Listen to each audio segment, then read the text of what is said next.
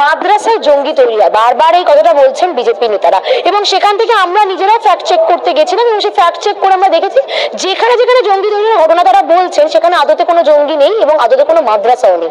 দেখা যাচ্ছে যে সংবাদ মাধ্যমে যে মাদ্রাসাগুলোকে বারবার লক্ষ্য করে দেখানো হচ্ছে সেখানে ভুল মাদ্রাসার ছবি দেখানো হয়েছে সংবাদ মাধ্যমে, বা ভুল নামকরণ করা হয়েছে।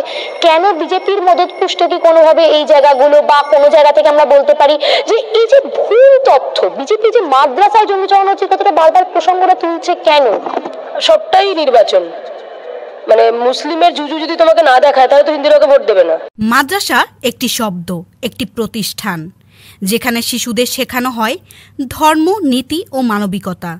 কিন্তু ভারতের রাজনীতিতে এই শব্দটা কেমন যেন বদলে গেছে। কারো চোখে এটা এখন আশঙ্কা, কারো চোখে অস্ত্র। কিন্তু কেন? কাদের জন্য? আর কি সত্যি কোনো ভিত্তি আছে এই বিতর্কের?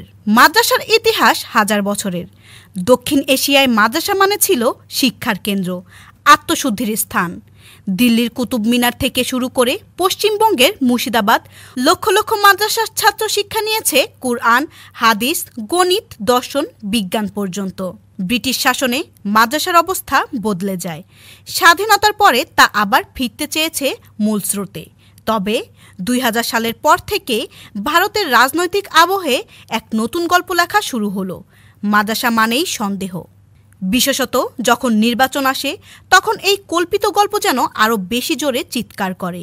কিছু নেতা বললেন মাদ্রাসা নাকি জঙ্গি তৈরির কারখানা, অথচ কোনো নির্ভরযোগ্য তদন্ত বা রিপোর্ট তা সমর্থন করেনি। বিভিন্ন রাষ্ট্রীয় তদন্ত রিপোর্ট যেখানে বলা হয়েছে মাদ্রাসার বিরুদ্ধে নির্দিষ্ট কোনো সন্ত্রাসবাদী প্রমাণ নেই। যে দেশে একদিকে ISR ও মহাকাশে যাচ্ছে, অন্যদিকে কিছু নেতা বলছে মাদ্রাসা থেকে নাকি জঙ্গি উঠছে। বাস্তব আর প্রোপাগান্ডা এর মাঝখানে হারিয়ে যাচ্ছে শিক্ষার্থীদের ভবিষ্যৎ। ভারতের রাজনীতিতে মুসলিম ভোট বহুদিন ধরেই আলোচনার কেন্দ্রবিন্দু। কেউ বলে তুষ্টিকরণ, কেউ বলে বঞ্চনা, কিন্তু সব পক্ষেরই একটি উদ্দেশ্য, এই ভোট পেতে হবে। আর মাদ্রাসাকে মাঝখানে টেনে এনে তৈরি হয় বিভ্রান্তি।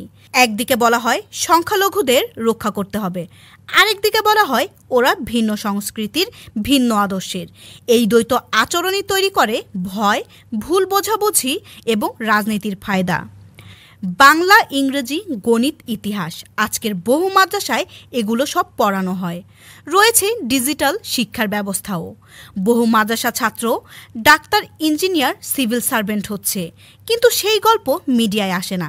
আসে শুধুই সন্দেহ আর রাজনীতির তামাশা। একটি গোষ্ঠী যখন দুর্বল তখন তাদের নিয়ে বিভ্রান্তি ছড়ানো সহজ। টেলিভিশন চ্যানেলগুলো মাঝে মাঝে যেন হয়ে ওঠে আদালত, যেখানে বিচার চলে প্রচারণার ভিত্তিতে। এই প্রোপাগান্ডা শুধু ভয় ছড়ায় না, সামাজিক বিভাজনও গাঢ় করে। স্কুলের বাচ্চারাও কখনো প্রশ্ন করে, তুই কি জঙ্গি হবি? এটা কোনো সমাজের ভবিষ্যৎ নয়। মাদ্রাসা থাকা উচিত কি উচিত নয় এটা নয় প্রশ্ন। প্রশ্ন হলো সত্যি কি তারা সন্ত্রাস তৈরি করছে, নাকি এই ভয়টাকেও ইচ্ছাকৃতভাবে ব্যবহার করছে নিজেদের ভোটের খাতায় সংখ্যা বাড়াতে? শিক্ষা কখনোই হুমকি নয়, ভয় আসলে থাকে সেই রাজনৈতিক মনের মধ্যে, যেখানে বিভাজনই সাফল্যের সবচেয়ে সহজ রাস্তা। কিন্তু মানুষ যদি প্রশ্ন করে তখন মিথ্যা আর টিকে থাকতে পারে না। প্রশ্ন করাই শুরু। মাদ্রাসা ছাত্রদের প্রশ্ন নয়, প্রশংসা প্রাপ্য, কারণ তারা রোজ যুদ্ধ করে অবজ্ঞা, অপমান আর অপপ্রচারের বিরুদ্ধে।